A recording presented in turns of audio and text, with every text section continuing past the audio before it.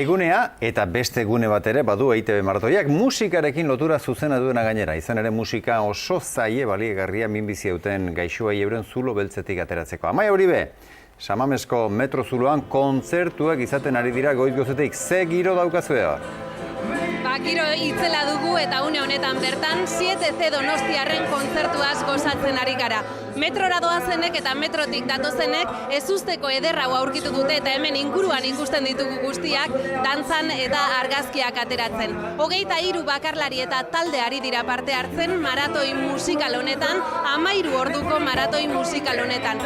Arratsaldeko 7:30 arte baduzue hastia ona aurreratu eta hainbat kontzertu ikusteko tartean adibidez Jon Berkaut edo Enkore taldeen kontzertuak.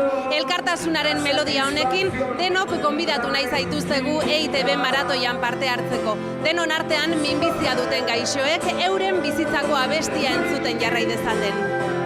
Ikusi dugu eta oso polita iruditu zaigu. De verdad, una maravilla. Encantada de encontrarte a la mañana con estas cosas. Egiten denagatik da importantena, osea, ez egitea, sino egiten denagatik, eta hori ondo dago. Nik uste olako gauzatako diru aportatzea oso ondo daula, ze beharra dau, eta gure anima hogea, musikalki. Nik uste jende gustatu zaiola eta animauta ikusi dula, eta denai animatzen dugu deitzea eta donatzea. Eta jende animatzen den, diru ematera, eta bai, ez dut, ondo irtengo dela, eta animo.